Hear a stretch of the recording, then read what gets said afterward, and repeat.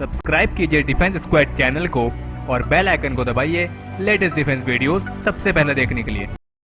Hello friends, स्वागत है आपका डिफेंस ज्ञान सीरीज के एक फ्रेश एपिसोड में। हमने अपने पिछले एपिसोड में आपको 10+2 क्लियर करने के बाद इंडियन आर्मी को ज्वाइन करने के 3 तरीके बताए थे, जिसका लिंक आपको इस वीडियो के डिस्क्रिप्शन में मिल जाएगा। तो आज के एपिसोड में हम बात करेंगे कि आप ग्रेजुएशन कंप्लीट करने के बाद इंडियन आर्मी को एज एन ऑफिसर कैसे ज्वाइन कर सकते हैं, और हम आपको 1 या 2 नहीं बल्कि 7 तरीके बताएंगे जिनके थ्रू आप इंडियन आर्मी को एज एन ऑफिसर ज्वाइन करने के अपने सपने को पूरा कर सकते हैं।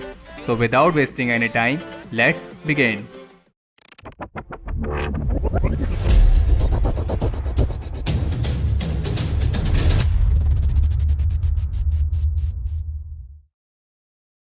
सबसे पहला तरीका हम जो आपको बताने वाले हैं वो है CDS एग्जामिनेशन। CDS यानी combined defence services. CDS exam के थ्रू भी आप इंडियन आर्मी के अलावा इंडियन एयरफोर्स और इंडियन नेवी को भी ज्वाइन कर सकते हैं। तो चलिए बात करते हैं कि आप CDS एग्जाम के थ्रू इंडियन आर्मी को कैसे ज्वाइन कर सकते हैं। तो हम आपको बता दें कि CDS एग्जाम में इंडियन आर्मी के लिए 2 ऑप्शंस मिलते हैं। पहला इंडियन मिलिट्री एकेडमी IMA और दूसरा officers training academy OTA। CDS exam UPSC द्वारा साल में 2 बार कंडक्ट कराया जाता है, जिसका नोटिफिकेशन जुलाई और नवंबर के महीने में आता है। तो चलिए बात करते हैं इसके एजुकेशन क्वालिफिकेशन और एलिजिबिलिटी क्राइटेरिया की। अगर आप ग्रेजुएशन के फाइनल ईयर में हैं या आपका ग्रेजुएशन कंप्लीट हो चुका है तो आप CDS एग्जाम के लिए अप्लाई कर सकते हैं। ध्यान रहे, अगर आप इंडियन मिलिट्री एकेडमी के लिए अप्लाई कर रहे हैं तो हम आपको बता दें कि IMA के लिए केवल अनमैरिड मेल कैंडिडेट्स ही अप्लाई कर सकते हैं, और IMA के लिए आपकी एज लिमिट 19 से 24 साल के बीच में होनी चाहिए। और अगर आप ऑफिसर्स ट्रेनिंग एकेडमी OTA के लिए अप्लाई कर रहे हैं तो इसके लिए आपकी एज लिमिट 19 से 25 साल के बीच में होनी चाहिए। OTA के लिए मेल और female both candidates are eligible. CDS के लिए अप्लाई करने के लिए आप UPSC के ऑफिशियल वेबसाइट upsc.gov.in पर जाकर लॉगिन कर सकते हैं। चलिए बात करते हैं हमारे दूसरे तरीके की, जो है UES एंट्री। UES यानी university entry scheme. UES entry एक टेक्निकल एंट्री होती है और इसके लिए केवल टेक्निकल स्टूडेंट्स ही अप्लाई कर सकते हैं। इसका नोटिफिकेशन साल में 1 बार जून और जुलाई के महीने में आता है। तो चलिए बात करते हैं इसके एजुकेशनल क्वालिफिकेशन और एलिजिबिलिटी क्राइटेरिया की। अगर आप इंजीनियरिंग के प्री फाइनल ईयर में हैं तो आप इस एंट्री के लिए अप्लाई कर सकते हैं।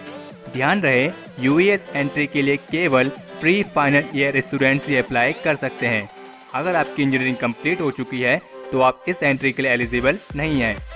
इसके लिए आपकी एज लिमिट 18 से 24 साल के बीच में होनी चाहिए, और UES के लिए केवल अनमैरिड मेल कैंडिडेट्स ही अप्लाई कर सकते हैं। फीमेल कैंडिडेट्स इसके लिए एलिजिबल नहीं हैं। इसमें अप्लाई करने के लिए आप इंडियन आर्मी के ऑफिशियल वेबसाइट joinindianarmy.nic.in पर जाकर लॉगिन कर सकते हैं। अगर बात करें इसके सिलेक्शन प्रोसीजर की तो UES एंट्री के थ्रू सिलेक्शन इंटरव्यू के आधार पर किया जाता है, जिसमें पहला इंटरव्यू आपके कॉलेज कैंपस में ही कंडक्ट कराया जाता है, और अगर आप इस इंटरव्यू को क्लियर करते हैं तो फिर आपको दूसरे फेज यानी SSB इंटरव्यू के लिए बुलाया जाता है। और अगर आप UES के सारे सिलेक्शन प्रोसीजर को कंप्लीट कर लेते हैं तो फिर आपको 1 साल की ट्रेनिंग के लिए इंडियन मिलिट्री एकेडमी देहरादून भेजा जाता है। तीसरा तरीका है NCC स्पेशल एंट्री। NCC यानी नेशनल कैडेट कोर। ये एक स्पेशल एंट्री होती है जिसके जरिए केवल NCC कैडेट्स ही अप्लाई कर सकते हैं। इसका नोटिफिकेशन मेल और फीमेल कैंडिडेट्स के लिए अलग अलग साल में 2 बार जून और दिसंबर के महीने में आता है। तो चलिए बात करते हैं इसके एजुकेशनल क्वालिफिकेशन और एलिजिबिलिटी क्राइटेरिया की।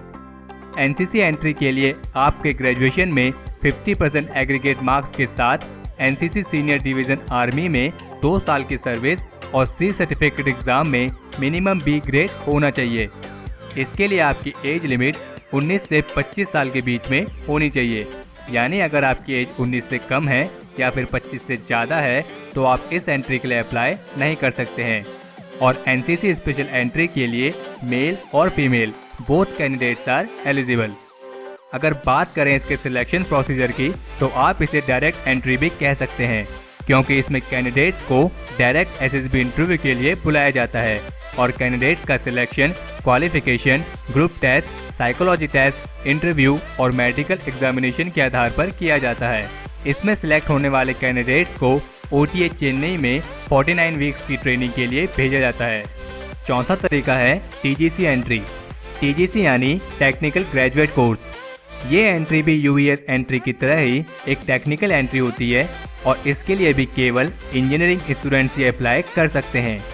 इसका नोटिफिकेशन साल में 2 बार मार्च, अप्रैल और सितंबर, अक्टूबर के महीने में आता है। अब बात करते हैं इसके एजुकेशनल क्वालिफिकेशन और एलिजिबिलिटी क्राइटेरिया की। अगर आप इंजीनियरिंग के फाइनल ईयर में हैं या आपका इंजीनियरिंग कंप्लीट हो चुका है तो आप इस एंट्री के लिए अप्लाई कर सकते हैं। इसके लिए आपकी एज लिमिट 20 से 27 साल के बीच में होनी चाहिए और इस एंट्री के लिए केवल मेल कैंडिडेट्स ही अप्लाई कर सकते हैं। फीमेल कैंडिडेट्स इसके लिए एलिजिबल नहीं है। इसमें अप्लाई करने के लिए आप इंडियन आर्मी की ऑफिशियल वेबसाइट joinindianarmy.nic.in पर जाकर लॉगिन कर सकते हैं। अगर बात करें इसके सिलेक्शन प्रोसीजर की तो TGC एंट्री के थ्रू कैंडिडेट्स का सिलेक्शन कट ऑफ लिस्ट यानी मेरिट लिस्ट के आधार पर किया जाता है।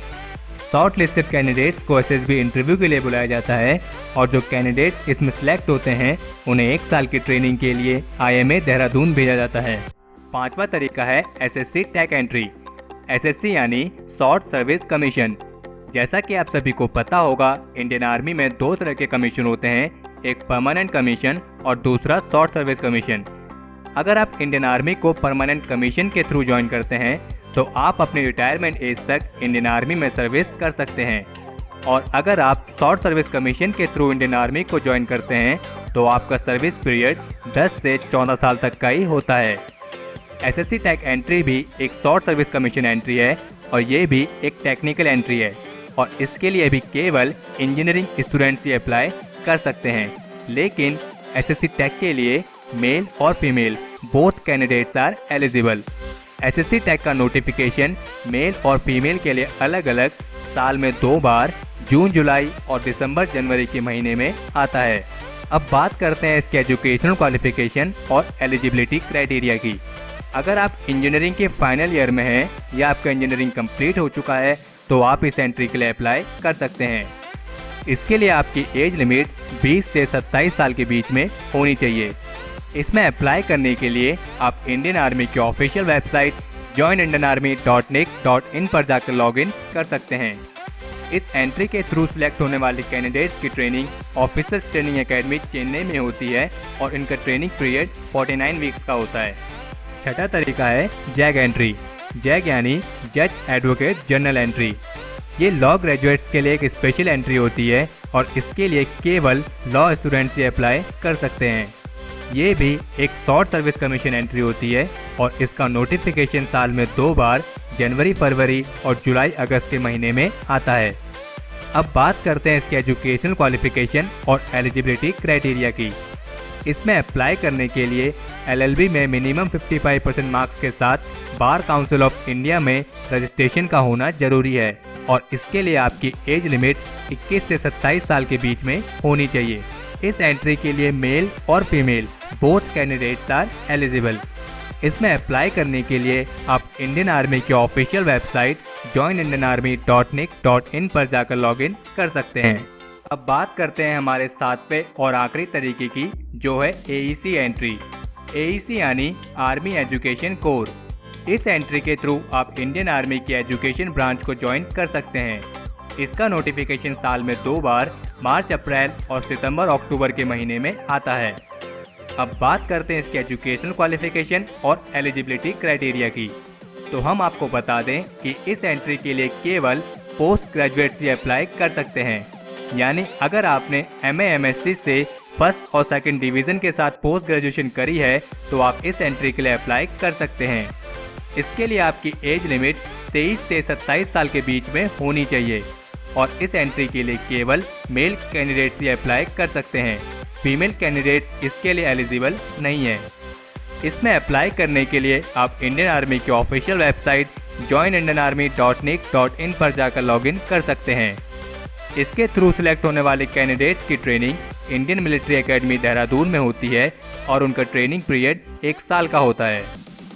तो ये थे ग्रेजुएशन के बाद के 7 ऐसे तरीके जिनके थ्रू आप इंडियन आर्मी को एज एन ऑफिसर ज्वाइन कर सकते हैं। अगर इस वीडियो को लेकर आपका कोई सुझाव या सजेशंस हो तो उसे कमेंट सेक्शन में शेयर जरूर करें और हमें उम्मीद है आपको ये वीडियो पसंद आई होगी। अगर आपने इस वीडियो को लाइक और शेयर नहीं किया है तो इसे लाइक और शेयर करें और चैनल को सब्सक्राइब करना ना भूलें।